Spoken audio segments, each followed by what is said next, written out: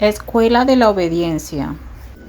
El primer objetivo de la salvación en Cristo era descubrir la raíz del mal y restaurar al hombre para su destino original, es decir, para una vida en obediencia a su Dios. ¿Cómo hizo Cristo esto? En primer lugar, por venir como el segundo Adán, para deshacer lo que había hecho el primero. El pecado nos había hecho creer que era una humillación la búsqueda constante de conocer y hacer la voluntad de Dios. Cristo vino para mostrarnos la nobleza, la bienaventuranza y la divinidad de la obediencia. Cuando Dios nos dio la vestidura de criatura, nosotros no sabíamos que su belleza y su perfecta pureza era la obediencia a Dios. Cristo vino y se puso esa vestidura para poder mostrarnos cómo usarla y cómo con ella podemos entrar en la presencia y en la gloria de Dios.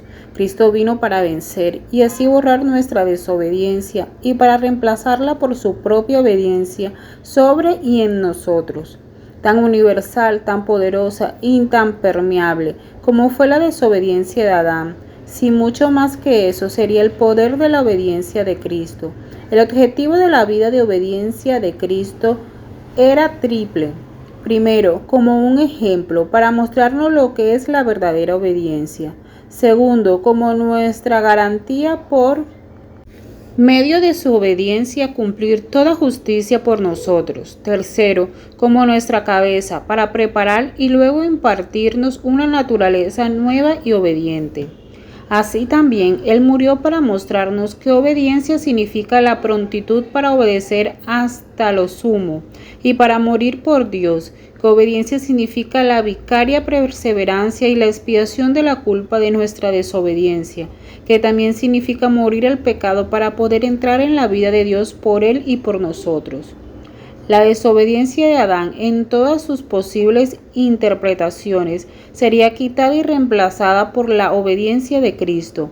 Judicialmente, por esa obediencia, nosotros somos hechos justos, así como fuimos hechos pecadores por la desobediencia de Adán. Rápida y completamente somos justificados y liberados del poder del pecado y de la muerte. Nos afirmamos delante de Dios como hombres justos. Vitalmente, como lo judicial y lo vital son tan inseparables como en el caso de Adán, fuimos plantados con Cristo en su muerte y en su resurrección, de tal manera que estamos tan verdaderamente muertos al pecado como vivos para Dios, tal como Él lo está. Y la vida que recibimos en Él no es otra cosa que una vida de obediencia.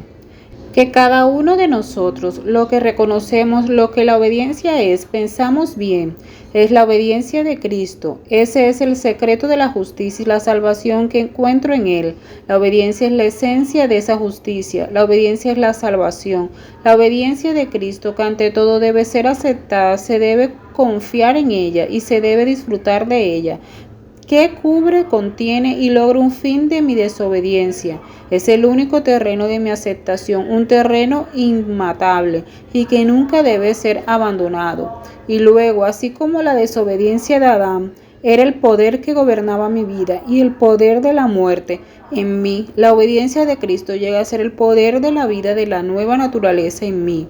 Entonces entiendo por qué Pablo en este pasaje une tan estrechamente la justicia con la vida, pues si por la transgresión de un solo hombre reinó la muerte, con mayor razón los que reciben en abundancia la gracia y el don de la justicia reinarán en vida por medio de un solo hombre, Jesucristo. Romanos 5:17. Incluso aquí en la tierra, por tanto, así como una sola transgresión causó la condenación de todos, también un solo acto de justicia produjo la justificación que da vida a todos. Romanos 5:18. Cuanto más cuidadosamente trazamos el paralelo entre el primer y segundo Adán y vemos cómo en el primero reinó la muerte y la desobediencia en su simiente, y cómo tanto la muerte como la desobediencia fueron igualmente transmitidos por medio de la unión en él. Mas será forzada la convicción en nosotros en cuanto a que a la obediencia de Cristo es igualmente nuestra, no solamente imputación, sino por posesión personal. Inseparable de Él, que cuando lo recibimos a Él y a su vida, recibimos también su obediencia. Cuando recibimos la justicia que Dios nos ofrece tan libremente, de inmediato nos enseña la obediencia de la cual nació la justicia, con la cual somos inseparables y en la cual solo puede vivir y florecer. Vea cómo esta conexión aparece en el capítulo siguiente, después de haber hablado de nuestra vida, es decir, de la unión a Cristo. Pablo por primera vez en la epístola 6, 12, 13 da una orden. No permitan ustedes que el pecado reine. Ofrezcamos más bien a Dios, y luego procede inmediatamente a enseñar cómo esto no significa otra cosa que obediencia. ¿No sabéis que sois esclavos de aquel a quien obedecéis, ya sea del pecado para muerte o de la obediencia para justicia?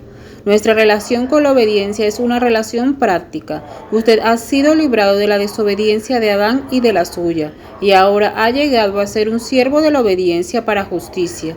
La obediencia de Cristo era para justicia, la justicia que es el don de Dios para usted. Nuestra sujeción a la obediencia es la única manera con la que nuestra relación con Dios y con la justicia puede ser mantenida. La obediencia de Cristo para justicia es el único comienzo de la vida para usted.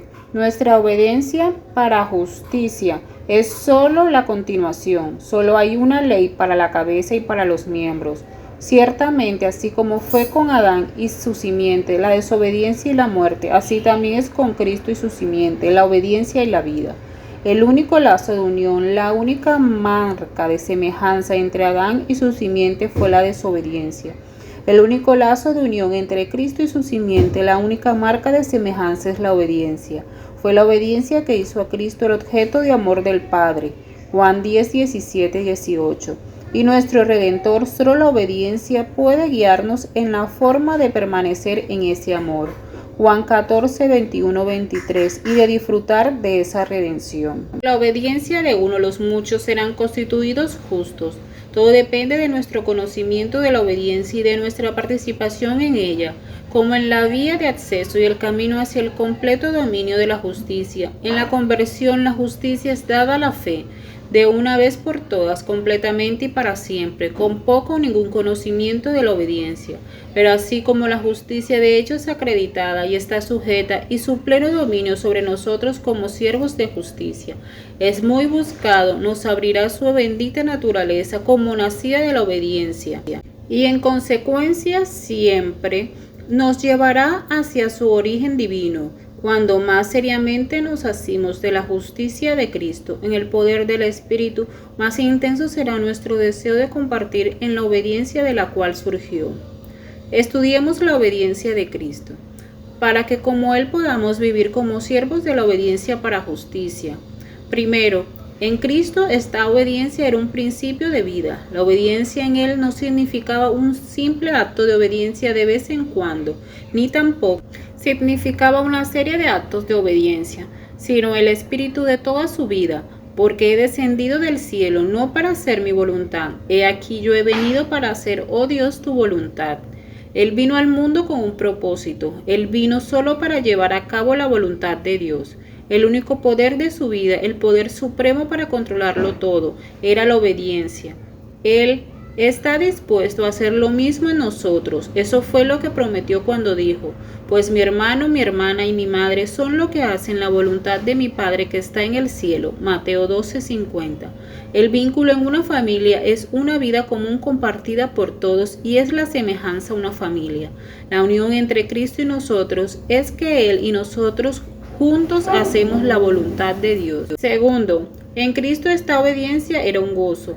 Me deleito en hacer tu voluntad, Dios mío. Mi comida es hacer la voluntad del que me envió y llevar a cabo su obra. Nuestra comida es refrigerio y fortalecimiento.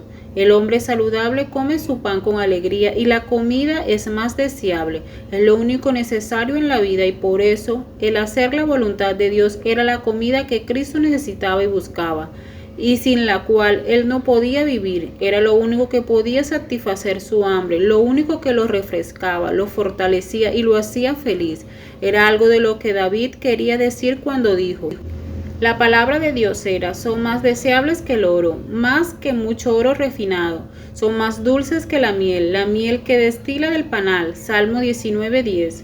Cuando esto es entendido y aceptado, la obediencia llega a ser más natural y más necesaria para nosotros y más refrescante que nuestra comida diaria.